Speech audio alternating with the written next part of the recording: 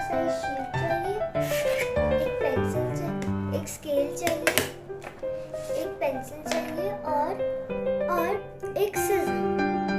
हम पहले अपने A4 साइज शीट को हाफ में फोल्ड करेंगे और अब हम इससे एक ट्रायंगल फोल्ड करेंगे और अब हम इस स्ट्रिप को फोल्ड करेंगे। मैं एक स्केल की हेल्प ले रही हूँ।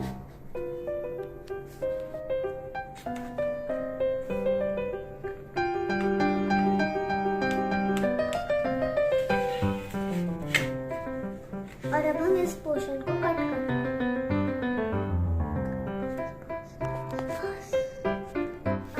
आपको ये बीच में स्ट्रिप देखनी होगी, वहाँ तक आपको इन दोनों फ्लैप्स को फोल्ड करना है इस तरह से।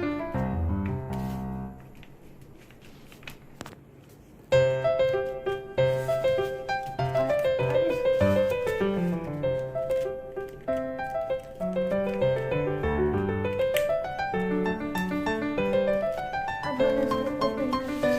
अब आपको ये जो लाइन दिख रही है वहाँ तक आपको इसको फोल्ड करना है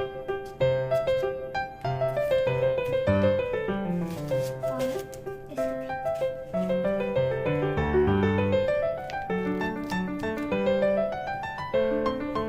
और अब हम एक फ्लैप खोलेंगे और इसको यहाँ तक ऐसे लेके जाएंगे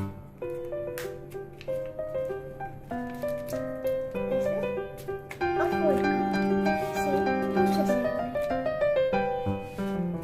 और अब हमने अपनी स्ट्रिप को 8 पार्ट्स में डिवाइड कर दिया है। अब हम इसको पीछे की तरफ से फोल्ड करेंगे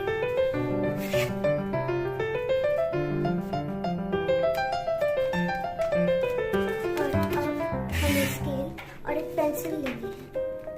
अब पहले तो हम ये पॉइंट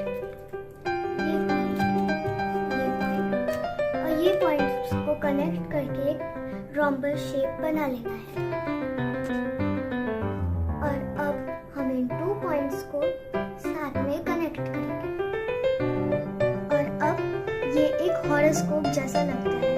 अब हम यही स्टेप पीछे रिपीट करेंगे। अब हम इसको ओपन कर देंगे। अब आपको यहाँ पे स्लैंटिंग लाइंस दिख रही है, उसको हम एक स्केल से ग्रीस करेंगे।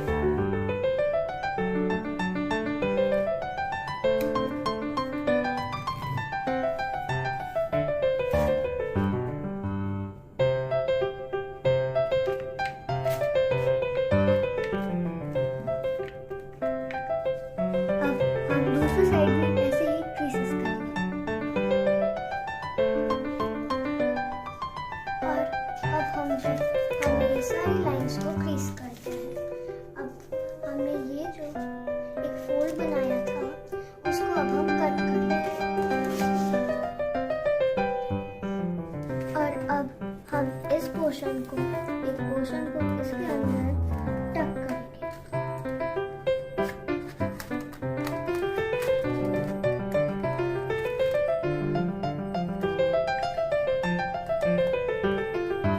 हम जब इनको टक कर देंगे तो हमें एक पिरामिड सा शेप मिल जाएगा। अब आपको यहाँ पे हाफ ट्रायंगल्स दिख रहे हैं, अब उनको हम फोल्ड कर लेंगे और ये तीनों साइड में ऐसा हम करेंगे।